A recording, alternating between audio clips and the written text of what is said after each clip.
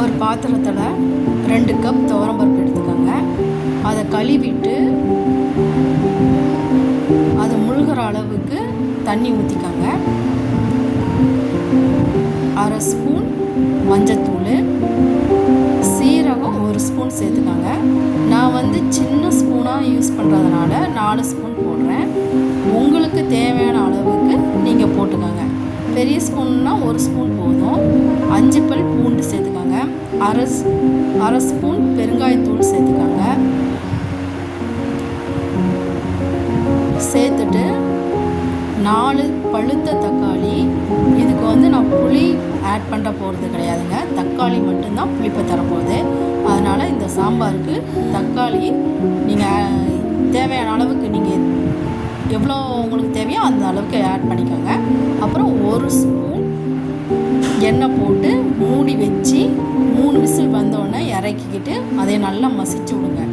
மசிச்சு விட்டதுக்கப்புறம் ஒரு பாத்திரத்தில் 2 ஸ்பூன் எண்ணெய் விடுங்க. எண்ணெய் விட்டதுக்கப்புறம் 1 ஸ்பூன் கடுகு. அது நல்லா பொரிஞ்சதுக்கப்புறம் மறுபடியும் சொல்கிறேங்க, நான் சின்ன ஸ்பூன் யூஸ் பண்ணுறதுனால 4 ஸ்பூன் கிட்ட நான் போடுறேன். நீங்கள் பெரிய ஸ்பூன் யூஸ் பண்ணிங்கன்னா 1 ஸ்பூன் போட்டாலே நீங்கள் போதும். நல்லா பொரிஞ்சதுக்கப்புறம் சின்ன வெங்காயம்னா ஒரு 10 வெங்காயம் கட் பண்ணதை போடுங்க. பெரிய வெங்காயம்னா 1 வெங்காயம் போட்டு நல்லா வதக்கி விடுங்க. அப்புறம் 2 கொத்து கருவேப்பிலை சேர்த்துக்கோங்க. சேர்த்துட்டு நல்லா வதக்கி விடுங்க. கொஞ்சம் பொன்னிறமாக வரணும் வெங்காயம். நல்லா வதக்கி விடுங்க. வதங்கினதுக்கப்புறம் சாம்பார் பொடி, அது நான் வீட்டில் அரைச்ச சாம்பார் பொடி யூஸ் பண்ணுறேங்க. நீங்கள் கடை சாம்பார் பொடினா உங்கள் காரத்துக்கு ஏற்றாப்படி சாம்பார் பொடியை நீங்கள் யூஸ் பண்ணிக்கோங்க. இந்த அளவுக்கு பொன்னிறமாக ஆனதுக்கப்புறம் 2 ஸ்பூன் சாம்பார் பொடி, உங்கள் காரத்துக்கு எவ்வளவோ அந்த அளவுக்கு நீங்கள் ஆட் பண்ணிக்கோங்க. ஆட் பண்ணிவிட்டு மசிச்சு வச்சுருந்த பருப்பை அதில் ஊற்றிடுங்க. ஊற்றி கலந்து விட்டுட்டு மூடி போட்டு ஒரு 5 நிமிஷம் இல்லைன்னா 10 நிமிஷத்துக்குள்ளேயே பருப்பு நல்லா கொதிக்கணும்.